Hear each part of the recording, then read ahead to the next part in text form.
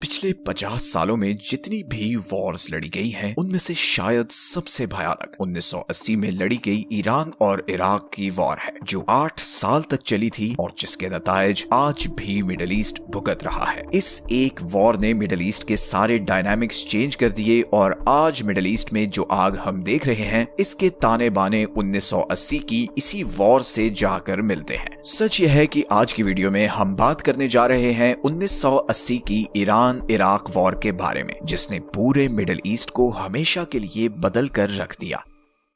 ये है year 1979। Iran में इस वक्त एक जबरदस्त रेवोल्यूशन चल रही है। लाखों की तादाद में लोग सड़कों पर प्रोटेस्ट कर रहे हैं। वो पिछले 26 सालों से ईरान पर हुकूमत करने वाले शाह को हटाकर एक इस्लामिक लीडर आयतुल्लाह खुमैनी को लाना चाहते हैं। ईरानी लोग शाह को अमेरिका और वेस्टर्न पावर्स का वफादार समझते हैं, क्योंकि 1953 में यूएसए और यूके ने उस वक्त के डेमोक्रेटिकली इलेक्टेड ईरानी प्राइम मिनिस्टर के खिलाफ कू करवाकर मोहम्मद रजा पहलवी को ईरान का किंग बनाया था। ये प्रोटेस्ट्स इतनी शिद्दत पकड़ते हैं कि आखिरकार 11 फरवरी 1989 को शाह ऑफ ईरान का तख्ता उलट दिया जाता है और आयतुल्लाह खुमैनी बनते हैं ईरान के नए लीडर। ईरान की इस नई रजीम को शिया मुस्लिम्स लीड कर रहे हैं और वो सारी वेस्टर्न पावर्स के बहुत खिलाफ हैं। हजारों मील दूर अमेरिका ये सब कुछ बहुत शौक में देख रहा है। मिडिल ईस्ट में उसका सबसे पुराना दोस्त अब उसका दुश्मन बन चुका है। लेकिन शौक में सिर्फ अमेरिका ही नहीं बल्कि और भी बहुत से कंट्रीज हैं। ईरान ने पड़ोसी अरब कंट्रीज जैसे कि सऊदी अरब, लेबनान, कुवैत और इराक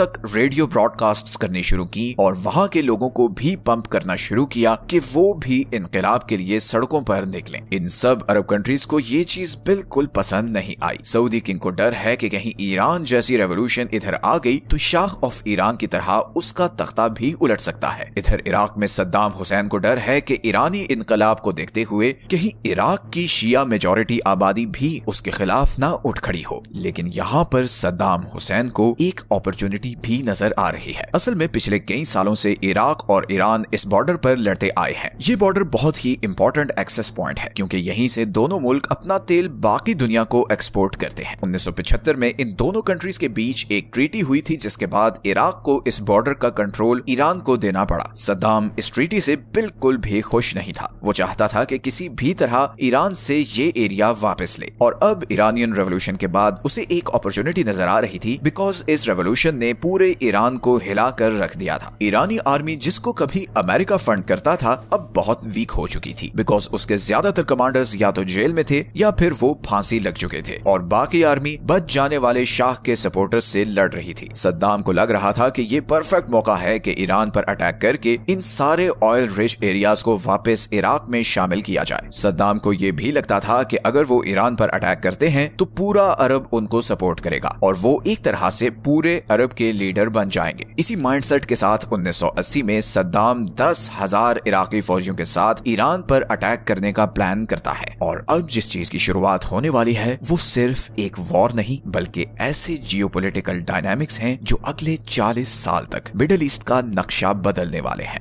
22 दिसंबर 1980 को Iraqi air force Iranian air bases पर सरप्राइज अटैक करती हैं और दूसरी ही तरफ 10,000 इराकी फौजी बसरा क्रॉस करके सदरन ईरान में एंटर होते हैं। दूसरी तरफ ईरान के पास अभी भी लेटेस्ट टेक्नोलॉजी के वो फाइटर जेट्स हैं जो अमेरिका ने शाह ऑफ ईरान को दिए थे। ईरानी एयरफोर्स भी जवाब में इराकी ऑयल फील्ड्स पर बम्बार्डमेंट करती है। इस वॉर के असरात पूरे रीजन में फैलना शुरू होते हैं और कई फॉरेन प्लेयर्स भी इस वॉर में टपक पड़ते हैं। सबसे पहले एंट्री होती है इसराइल की। इसराइल चाहता है कि ये दोनों मुल्क आपस में लड़ते रहे, क्योंकि दोनों ही उसके अगेंस्ट हैं, मगर इसराइल को ज्यादा खतरा इराक से है। इसलिए इसराइल सीक्रेटली ईरान को हथियार सप्लाई करता है। हालांकि इसराइल और ईरान के बीच ईरानी रेवोल्यूशन के बाद से रिलेशंस बहुत हॉस्टाइल हो चुके हैं, बट वो कहते हैं ना, the enemy of my enemy is my friend. दूसरी तरफ सऊदी अरब और कुवैत इराक को बिलियंस ऑफ डॉलर्स की फंडिंग कर रहे हैं। उनके लिए सबसे बड़ा खतरा इस वक्त ईरानी रेवोल्यूशन है और वो किसी भी तरह ईरानी शिया रजीम को कुचलना चाहते हैं। ईस्टर्न साइड पर चाइना भी बहुत गौर से इस वॉर को ऑब्जर्व कर रहा है। चाइना ने ऐलान तो यही किया था कि वो न्यूट्रल रहेगा, मगर वो दोनों ही कंट्रीज को हथियार सप्लाई कर रहा है और आगे चलकर वो ईरान का सबसे बड़ा वेपन सप्लायर बनने वाला है। अगले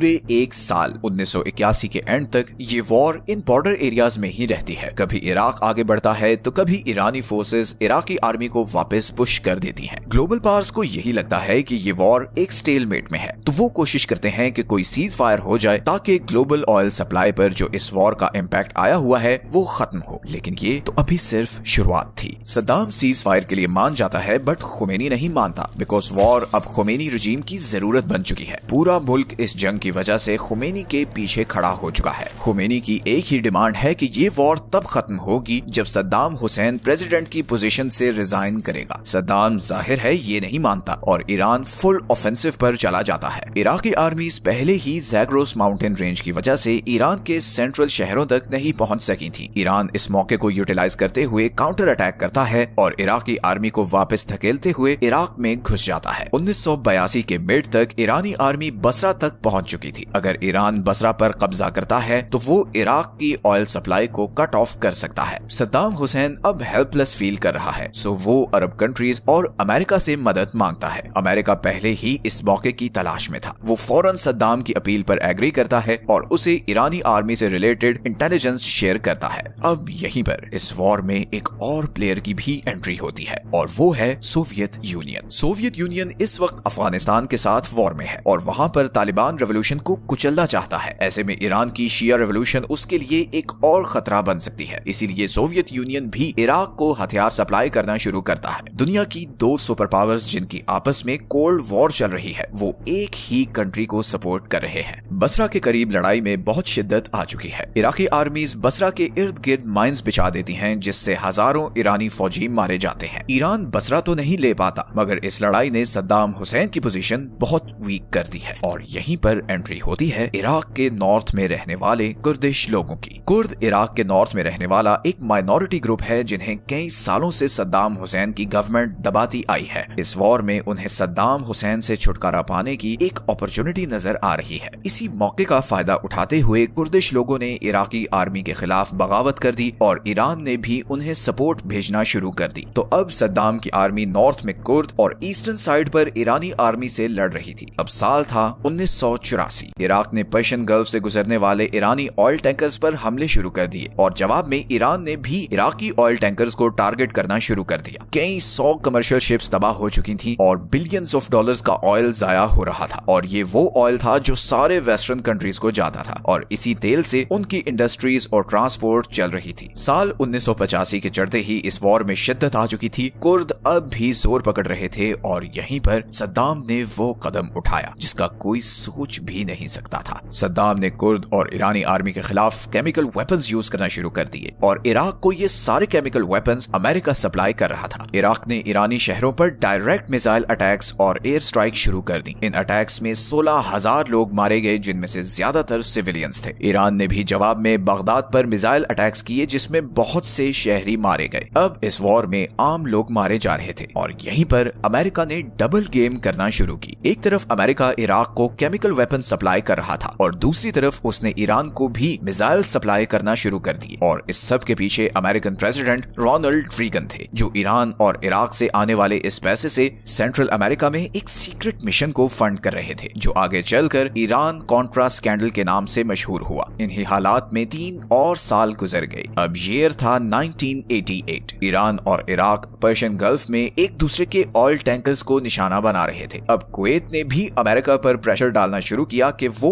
उसके ऑयल टैंकर्स को ईरानी मिसाइल अटैक से बचाए और इस रिक्वेस्ट के जवाब में अमेरिका ने पर्शियन गल्फ में अपने बहरी बेड़े खड़े कर दिए। अभी इधर ये मामला चल ही रहा था कि नॉर्थन साइड पर ईरानी आर्मी और कुर्दिश फाइटर्स ने मिलकर इराकी शहर हलबजा पर कब्जा कर लिया मगर इसके जवाब में इराकी आर्मी ने इस पूरे शहर पर केमिकल बॉम्बिंग शुरू कर दी और सिर्फ इस शहर पर ही नहीं, इराकी आर्मी ने आसपास के सारे कुर्दिश एरियाज पर भी अंधाधुंध बॉम्बिंग शुरू कर दी। ये इस कदर शदीद अटैक था कि 50,000 से 1 लाख के करीब लोग मारे गए जिसमें से 90% सिविलियंस थे। इन अटैक से ईरान में भी खौफ फैल गया कि कहीं इराकी आर्मी ईरानी शहरों पर भी ऐसी केमिकल बम्बार्डमेंट ना शुरू कर दे। आयतुल्लाह खुमैनी पर अब बहुत प्रेशर आ चुका था कि ये वॉर खत्म की जाए क्योंकि ईरानी इकोनॉमी भी बुरी तरह बर्बाद हो चुकी थी। 8 साल गुजर चुके थे और 10 लाख के करीब लोग मारे जा चुके थे। दोनों कंट्रीज की इकोनॉमीज तबाह हो चुकी थी। यूनाइटेड नेशंस ने दोनों कंट्रीज पर सीज फायर के लिए दबाव डालना शुरू किया। ऐसे में 1988 में एक अमेरिकन शिप ने एक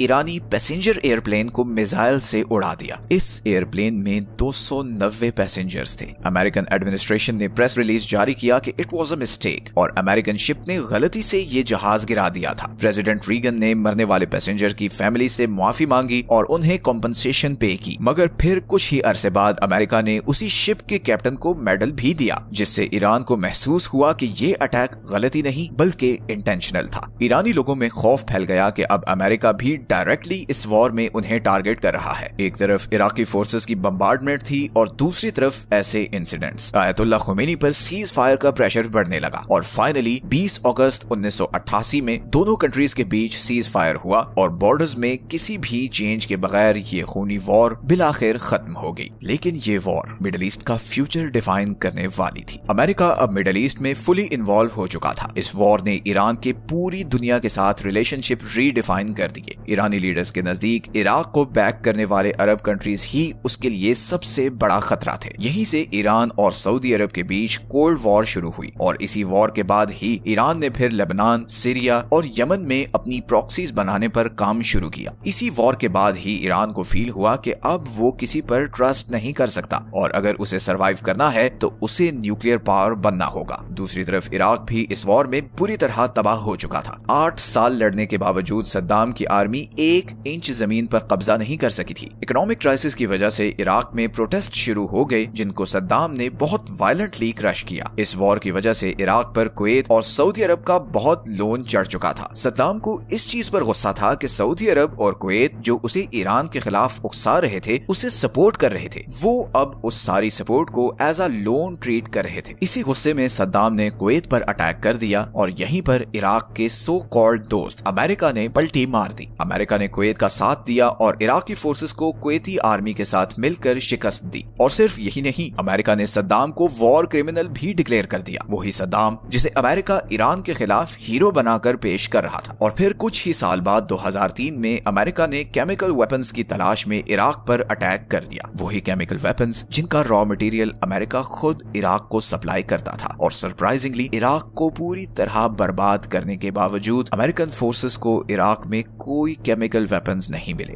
ईरान इराक वॉर हमें जियोपॉलिटिक्स से रिलेटेड एक बहुत ही जरूरी रियलिटी चेक देती है। अगर चंद लोगों की ईगो सेटिस्फाई होने, उनका फायदा होने में हजारों बल्कि लाखों लोगों की जान भी चली जाए तो ऊपर बैठे लोगों को कोई फर्क नहीं पड़ता। इस वॉर से एक और चीज ये भी पता चलती है कि जब भी 2 कंट्रीज आपस में लड़ते हैं, उसके पीछे किसी तीसरी पावर का हाथ जरूर होता है। वो पावर या तो बाहर की कोई कंट्रीज होंगे जो खुद डायरेक्टली जंग नहीं लड़ना चाहते, या फिर कोई हथियार बेचने वाली कंपनीज होंगी। आज दुनिया में जो भी वॉर्स चल रही हैं, उनकी एक्चुअल वजह को अगर आप ट्रेस करें तो वो आपको 1940s और 50s में जाकर मिलेंगी, जब अमेरिका और ब्रिटेन वर्ल्ड वॉर 2 के बाद न्यू वर्ल्ड ऑर्डर डिफाइन कर रहे थे। These are all the sources we consulted for this video. मिलते हैं नेक्स्ट वीडियो में एक और इंटरेस्टिंग टॉपिक के साथ। तब तक के लिए अपना ख्याल रखें। अल्लाह हाफिज।